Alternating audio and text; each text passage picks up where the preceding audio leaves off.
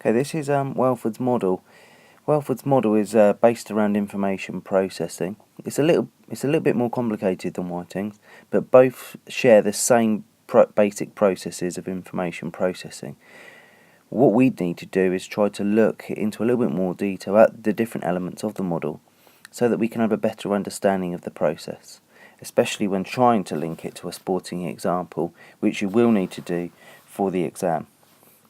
The first stage that we need to talk about is the display. The display itself is all to do with the surroundings and the actual environment.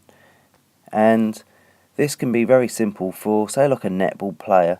It would include the ball, teammates, opponents, spectators, the noise that's maybe from the crowd, and the umpires, and you can even say like the coach, or if it's your teacher, if it's a PE lesson. The information that's sort of generated from the display will all be filtered into the sensory system.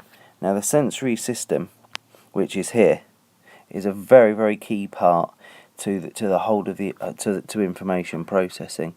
The sensory input is one bit in particular. We use the senses for vision, hearing, and proprioception to be aware of what is happening around us. These senses detect information that stimulates their sensory receptors. There's other things as well, such as touch. This allows us to feel pressure or pain, so we know how hard we've been kicked, or how hard to maybe grip the tennis racket or the squash racket.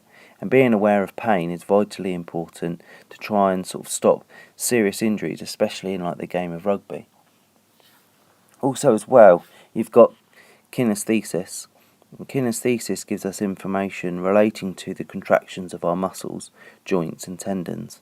When we've mastered a skill, like for example someone like LeBron James, as soon as he's released a three-point shot, he'll know instantly if it's going in or not, because he's, over time and through his long-term memory, he's gained really good knowledge of the feel of shooting a jump shot.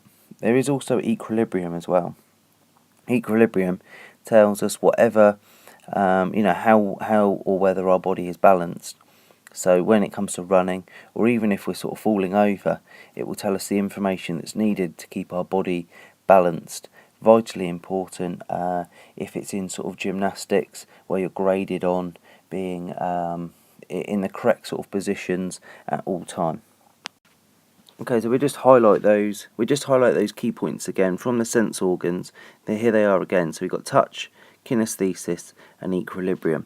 Moving on from that, we move into the perception, or the perceptual mechanism. Now, this has a vital role within how we're sort of actually going to carry out the motor program itself. And to start, and this is the area that will actually make a real relevant understanding of all the information it's just had.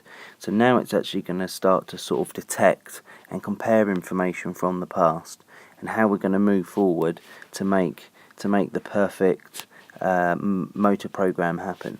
In doing so, it really needs to use its short-term store to do this. Now the short-term store itself lasts for up to 30 seconds, so we'll highlight that key point straight away, I think. And there is also a filter just before that, which is the short-term sensory store. And again, I think the short-term sensory store needs to be highlighted. Now, this is like a filter, and maybe classed as like the workplace or the office. And from this bit here, there's a term called selective attention, and selective attention is very key, and it picks up on all the relevant cues. But it can only do this if it's had previous experience, which comes in here. So, say for example, you've played against a left-handed tennis player before, and you know that they have certain shots that they do, or you've played against a right winger who you know is exceptionally fast. It will use that sort of information, and in all, it circles itself all the way back round. So the short-term store will draw that information.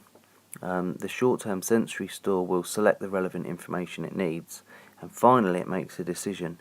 and from that decision point we can then move on to the effector control. The effector control is or the effector mechanism itself is a part of the brain which carries out the decisions and sends messages to the limbs and parts of the body which act out the actual relevant skill, be it a jump shot, a tennis serve or a golf swing. And then from the effector control it actually passes that on to the effectors, and the effectors carry out the motor program. Then from there though, the information processing is still not done. There's still another part which is vital for also us learning motor programs, moving into maybe the associative stage or even the autonomous phase of learning, and that is the intrinsic and extrinsic feedback that's required. Okay, so what we have here is the intrinsic and extrinsic feedback that's required. Intrinsic feedback is what actually is happening to the body via the proprioceptors, which inform the brain about balance, muscle tension, limb positions and angles.